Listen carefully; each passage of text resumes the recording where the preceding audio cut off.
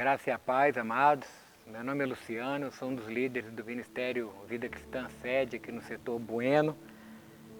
Hoje é o primeiro dia do nosso jejum, nós vamos tirar 21 dias de jejum e oração, buscando mais da palavra do Senhor para a nossa vida. Então nós teremos uma palavra para cada dia do jejum para te alimentar e para nortear as suas orações nestes dias. Hoje, como primeira palavra, eu tenho o tema Descanse à sombra do Onipotente. No Salmo 91, o salmista descreve algumas bênçãos disponíveis somente para aquele que descansa à sombra do Onipotente. Na verdade, para aqueles que conseguem descansar. Vamos dar uma olhada no verso 1. O que habita no esconderijo do Altíssimo e descansa à sombra do Onipotente. Veja bem, nós estamos assentados com Cristo nos lugares celestiais. Ele terminou a obra e agora nós somos convidados com Ele a estarmos nos lugares celestiais, no descanso com Ele. Efésios 2,6 a Bíblia fala que, e juntamente com Ele, nos ressuscitou e nos fez assentar nos lugares celestiais com Cristo Jesus. Então, o que a Bíblia apregou para nós é que nós devemos descansar à sombra do Onipotente. No Antigo Testamento, os sacerdotes ficavam o tempo todo em pé, ministrando e fazendo as ofertas alçadas e movidas. Eles não assentavam. Na sala onde eles faziam esse trabalho não tinha banquinho, não tinha cama, não tinha cadeira, não tinha nada. Eles ficavam em pé sempre. E por que será que no tabernáculo, então, não existia nenhum móvel para que o sacerdote descansasse? É porque a obra do sacerdote, ela nunca é consumada. O sangue aspergido, o sangue oferecido, as ofertas, elas simplesmente cobriam o nosso pecado temporariamente. Elas não removiam o nosso pecado. No entanto, quando nós olhamos a obra do Senhor, nós percebemos que ela já foi consumada, tanto que Ele hoje está assentado nos lugares celestiais e nós com Ele. Quando nós o aceitamos, nós somos transportados aos lugares celestiais com Ele. Nós precisamos nesses dias, urgentemente, parar de achar que nós dependemos dos nossos esforços. Nós precisamos realmente descansar no Senhor. Na verdade, os nossos esforços, por melhores que eles sejam, eles não conseguem qualificar mais a obra do Senhor, porque ela está consumada. Quando nós chegamos aqui, a obra já estava consumada, pronta. Então, nada do que você pode fazer qualificaria ou capacitaria mais a obra do Senhor. Lembre-se que a obra de Deus toda é feita por Ele mesmo. Ele criou todas as coisas, depois plantou o Éden e somente depois nos trouxe, criou o homem, para que nós desfrutássemos aquilo que já está pronto. Se Ele quisesse o nosso esforço, na verdade, Ele teria nos criado no primeiro dia e nos chamaria para sermos coautores da obra com Ele, para que nós trabalhássemos com Ele. Mas não foi isso que Ele quis. Ele quis criar tudo primeiro e depois nos trazer. Mas perceba que quando o povo de Israel foi livrado do cativeiro, da escravidão do Egito, Ele os conduziu e fez questão de dizer: olha, vocês não precisam de fazer nada. Vocês vão entrar e habitar em casas que não construíram. Vocês vão beber água de poços que não cavaram. Vocês vão colher sementes de frutos que vocês não plantaram. Interessante, e assim ainda é hoje. Nós participamos da obra completa de Deus. O princípio que se aplicou a Adão lá no início se aplica conosco hoje. Adão recebeu o jardim do Éden pronto e nós recebemos a salvação pronta por meio de Cristo Jesus. Essa é a maior de todas as bênçãos. Deus quer que vivamos no descanso, pois o descanso é fé pura. A palavra do Senhor, ela diz todo o tempo que nós não devemos temer. Por várias vezes Ele falou para Josué: Josué, não temas, eu sou contigo. A mesma palavra foi proferida ao povo de Israel, inclusive no exílio, a mesma palavra para não temer também foi proferida por Cristo aos seus discípulos. Então eu creio profundamente que a vontade de Deus é que descansemos, tenhamos fé e lancemos fora todo medo. Entretanto, o Senhor falou que existe uma coisa que devemos temer, é o temor de não entrarmos no descanso. Para isso eu gostaria de ler um texto com vocês, que está em Hebreus, capítulo 4. Eu vou ler do verso 1 até o 4. Temamos, pois, que porventura, deixada a promessa de entrar no seu repouso, pareça que algum de vós fique para trás, porque também a nós foram pregadas as boas novas, como a eles, mas a palavra da pregação nada lhes aproveitou, porquanto não estava misturada com a fé daqueles que a ouviram.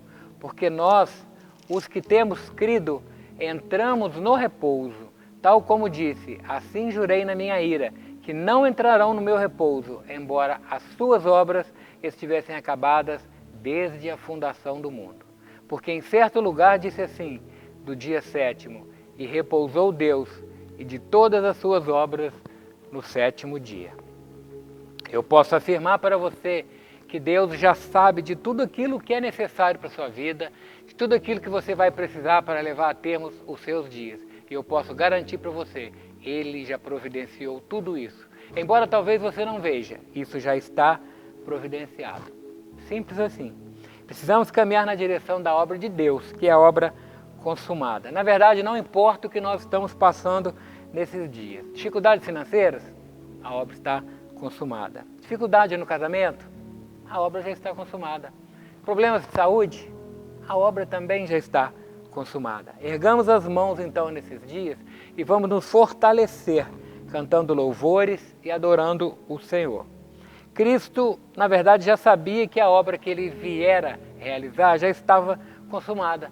Por isso, em toda a sua passagem por aqui, ele descansou. Ele estava tranquilo quanto à sua missão, à sua função e sabia que a obra já estava consumada. Mas vamos um pouquinho além. Qual é então a bênção do descanso? No Salmo 23, a primeira coisa que o Senhor faz qual é?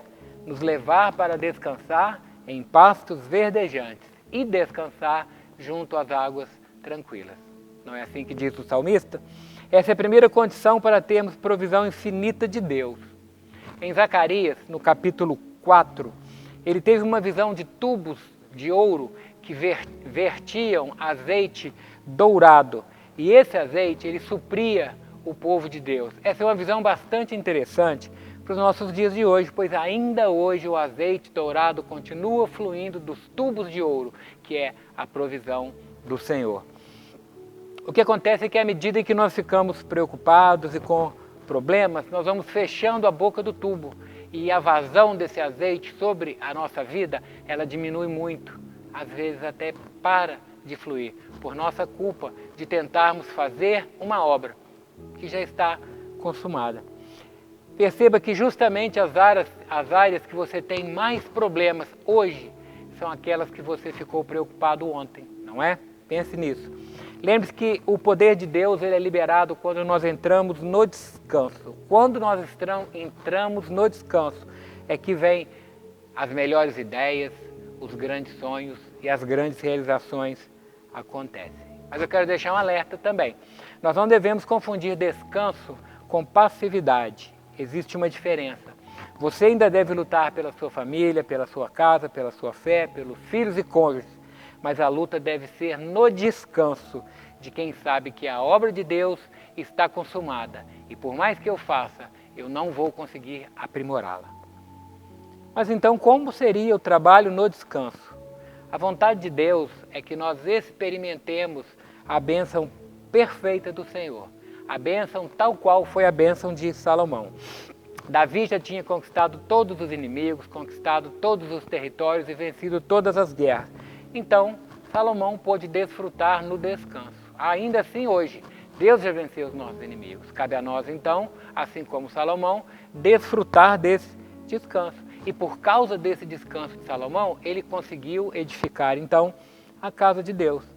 Na verdade, para entrar no descanso, nós precisamos lutar. Lutar contra a ansiedade, contra a preocupação e principalmente contra a incredulidade e a descrença que nos afasta do perfeito descanso na sombra do Onipotente. Eu quero então, ao final dessa palavra, profetizar sobre a sua vida, de que o descanso do Senhor é a sua força. E eu queria sinceramente que você cresce nessa verdade, pois nisso depende o nosso sucesso, nisso depende o nosso caminhar, e isso fortalecerá a nossa fé. E eu quero terminar esta ministração deixando um verso, para que você entenda e aceite o convite do Senhor para nós irmos a Ele quando nós estivermos cansados, na certeza de que nós acharemos descanso para a nossa alma. O verso que eu quero deixar para que você medite hoje e entenda sobre descansar à sombra do Onipotente está em Mateus 11, do 28 ao 30. É um verso bastante conhecido, que diz assim: vinde a mim, todos os que estáis cansados e oprimidos, e eu vos aliviarei. Tomai sobre vós o meu jugo, e aprendei de mim, que sou manso e humilde de coração, e encontrarei descanso para as vossas almas, porque o meu jugo é suave e o meu fardo é leve. Essa é a mensagem que eu quero deixar hoje para você. Descanse à sombra do Onipotente. Descanse debaixo das asas poderosas do Senhor. Eu posso garantir para você, a obra está consumada. Nós recebemos a obra pronta. Então, vamos aproveitar esses dias de quarentena e vamos descansar. Amém? Fique com Deus.